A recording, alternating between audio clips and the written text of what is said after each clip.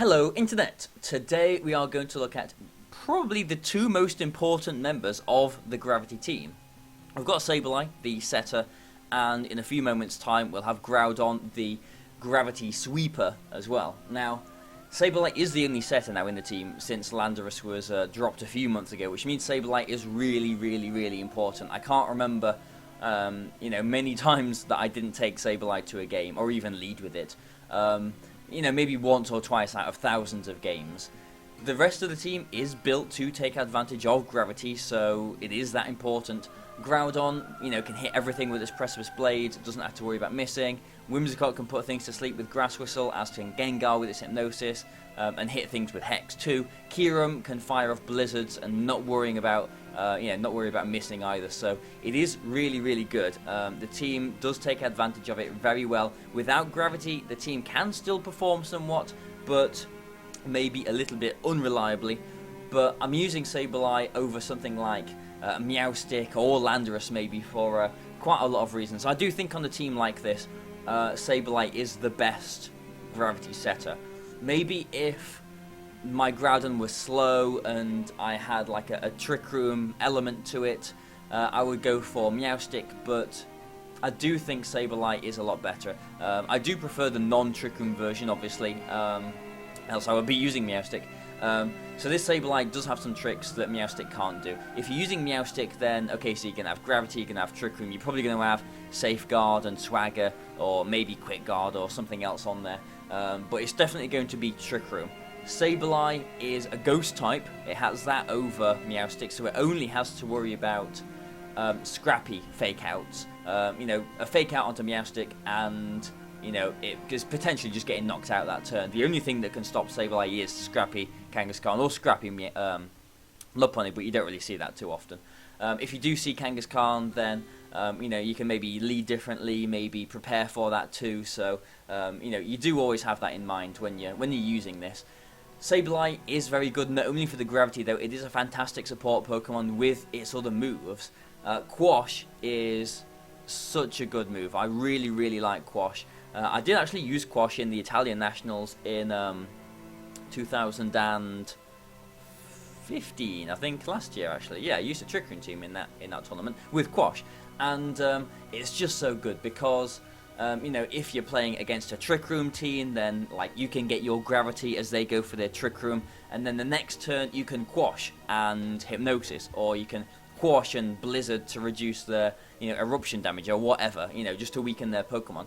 It has a lot of use, and in a game with or a format with so many speed ties, it can come in very handy. If it gets to the end of the game and you've got your Groudon and they've got their Groudon, or they've got a timid Kyogre or something like that, you can just Quash and just know that you are going to be faster. Really, it's pretty understated how good I think this move is right now. So many speed ties, Quash, bang, okay, using Sableye's turn, but you are guaranteeing that your hard hitter will be hitting first. Taunt is a very useful move as well. A lot of Trick Room setters do carry the Mental Herb now, so there is that to sort of think about, but Taunt can stop things setting up a substitute, or setting up a Swords Dance or whatever themselves as you do go for a Gravity. So you can maybe not go for the Gravity, go for the Taunt instead. If they lead with something like a Thunderous with Taunt, hoping to shut you down, there is the Mental Herb here as well, and so what you can maybe do is protect Sableye's partner or whatever, and go for the Taunt onto their Thunderous, so that the next turn they can't taunt you back because Thunderous don't tend to carry Mental Herb. So the Taunt is actually really good, and then you can get the Gravity next turn and go for your normal game plan. So Taunt, it is a move, like these top two moves, Taunt and Feint, are the ones that I was not quite so set on, but I do still think these are probably the best two moves for Sableye in this team. Taunt, it does a lot of work, and Feint is, I think the move, I'm pretty sure Feint's the move that I was sort of sold on last for this set. I did have Foul Play instead of Feint for a decent chunk of time, because If they lead with Bronzong, then like Bronzong isn't so popular now, but when I was using Sableye with Foul Play, if they led with Bronzong, it was quite big then, and you could just go for like a Foul Play and a Hex onto it and knock it out, because they don't normally carry Protect, and they normally have a Lumberry, which they would lead against you with all the sleep as well, and you could just knock it out before it could do anything. So there was that, but I do find Feint to be a little bit more useful. Really, Sableye, its job is to sit in there, get gravity up, and then either switch out or get knocked out. So if you've got Foul Play, then it does kind of tempt you to sit in there and hitting things with Foul Play, which isn't really what it's supposed to do. Feint is a little bit more of a support option to support your Groudon or support your Kyurem or whatever. It can break Focus Sashes, which is very useful for knocking out things like Weavile and especially Rayquaza. And it can stop opponents stalling out your gravity with Protect as well. It does make them very fearful of going for Protect Feint. As well, it can be used as like a last-ditch move. It can actually be used to knock Pokemon out if they're down to their Sash as well. So, things like Focus Sash Thunderous, like if I led with Sableye Kyurem and they have a Focus Sash Thunderous, okay, I can Blizzard, and then I can pick it off with a Feint next turn as well. So obviously they can switch predicting that, but the options are there. So I do really like this Sableye. Definitely a lot better than Meowstic, especially for a team like this. If I was going to go, like I said, if I was going to go for a Trick Room option, then maybe Meowstic would be better, but Meowstic is a lot more susceptible to common fake outs from everything else. So, Lipud's fake out, Infinite Raichu, everything else that has fake out that isn't a Kangaskhan, basically. So, it's a fantastic Pokemon. The Mental Herb does help, like I said, against things like Thunderous. I was, coming up to Nationals, debating if I wanted to keep the Mental Herb, because a lot of the time, people don't taunt the Sableye because they know it has a Mental Herb, and like I just said, Sableye's job is to get the gravity and get out of there as fast as possible, and one of the downsides to this team is how predictable it is, in that you get the gravity and then you've got to sort of switch the Sableye out into something else, and that gives them a free chance to hit possibly the Groudon coming in for a lot of damage. And so I was really tempted to put an eject button on the Sableye. Maybe that's something that if I was going to go back to this team, I might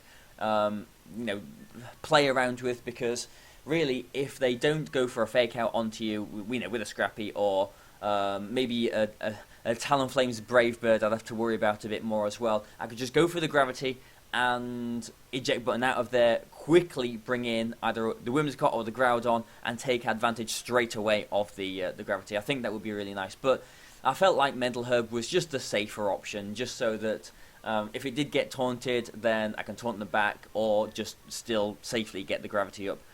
The EV spread and nature is maybe a little bit different to what you might expect. It is impish. Earlier on in the season, I was using Sassy with minimum speed. There are ups and downs to both impish and Sassy.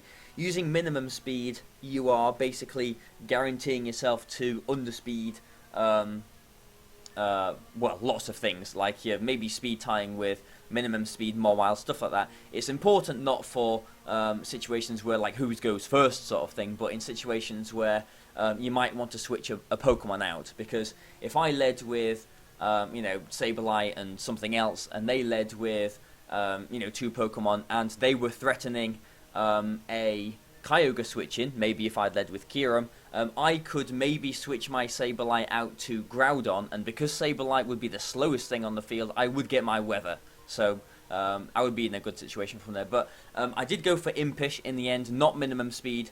Another advantage of Sassy, actually, is in the mirror matchup with other Sableye, the slowest Quash is the effective one.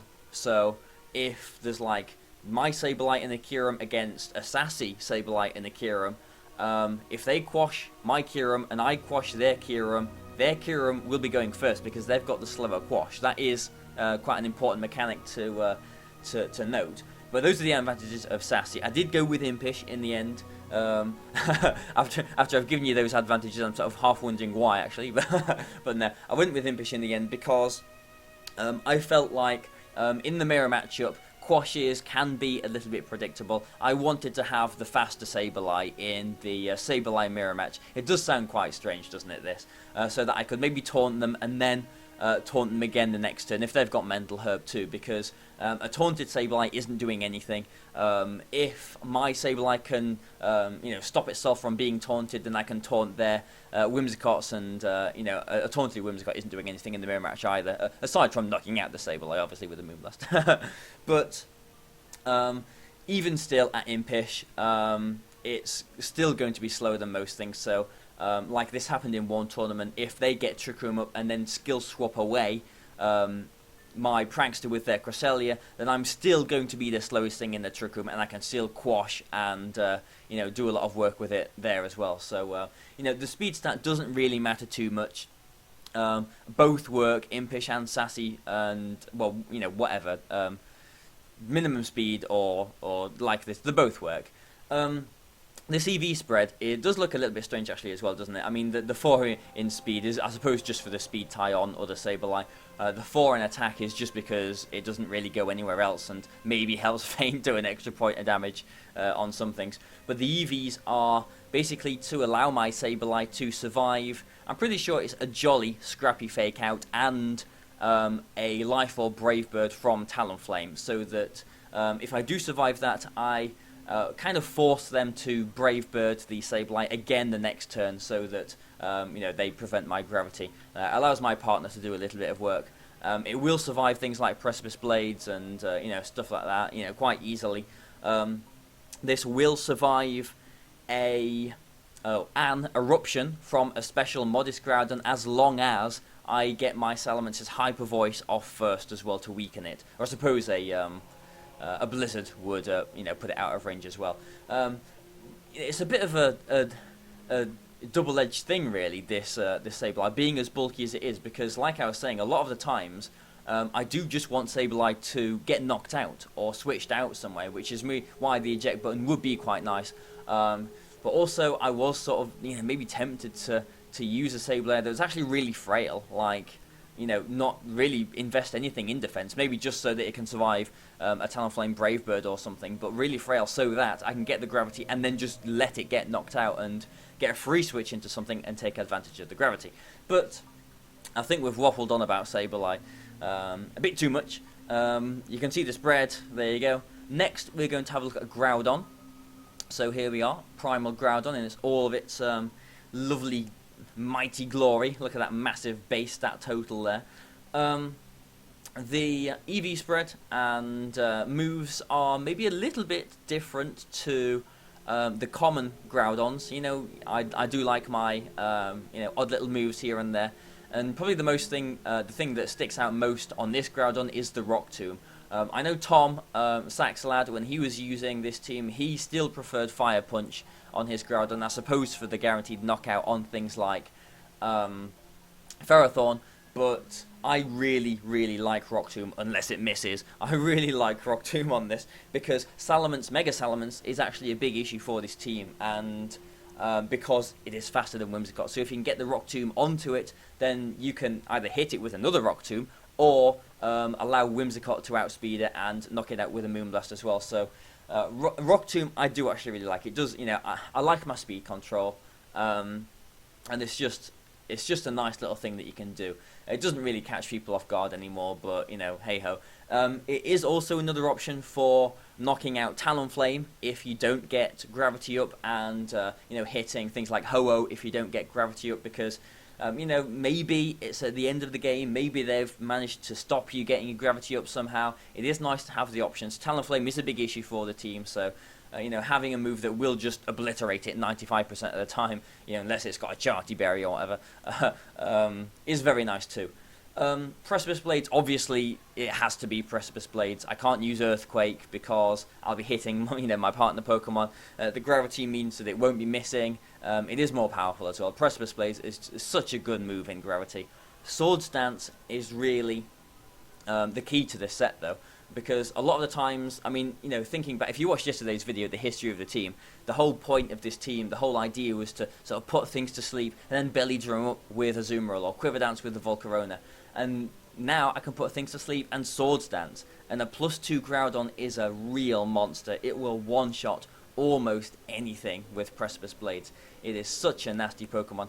I did consider Substitute, but I do feel like Swords Dance is the better option on this team because gravity turns are limited, and you want to just set up your Swords Dance and sweep through their team. With Quash, with Grass Whistle in Gravity, and even Hypnosis, it really does get a lot of support with this Groudon. The whole team is kind of built around supporting the Groudon in a way, I feel. So, if you can get Swords Dance, you can just obliterate things, really. The EV spread is, it's sort of basic, but it's not totally basic. I've just taken a few out of attack and put it into special defense, really, just because this allows, I don't know the exact number, but it allows Groudon to survive a max special attack Hyper Voice from Salamence. I think it's something like 98 point something% of the time. It's a massively in your favour to survive 2 Hyper Voices. Not all Salamence do invest completely in special attack as well, so I was very, very, very confident that Hyper Voice would not 2-hit KO this, 2-shot this Groudon, which is quite important, again, because like I was saying, Salamence is a little bit of an issue for the team. The cost of having that little bit of special bulk is the reduced attack stat, but I have got a Swords Dance here, and I really don't think the reduced, just a few reduced attack points matter too much, because a lot of the time, the things that you're maybe going to be a little bit iffy about knocking out in 1 hit or 2 hits is maybe like a bulky Kyogre, and especially towards this part of the season, Kyogre do tend to be EV to survive a +2 Adamant Precipice Blades, or just, 2 Adamant Precipice Blades from, from Groudon. So I didn't expect a +2 Precipice Blades to one-shot Kyogre. I would bear that in mind and get a bit of chip damage on it first, or just play around it like that. So the reduced bit of attack, I don't think was missed at all, and it just gave me the confidence to know that I will not be knocked out in 2 hits by a Hyper Voice.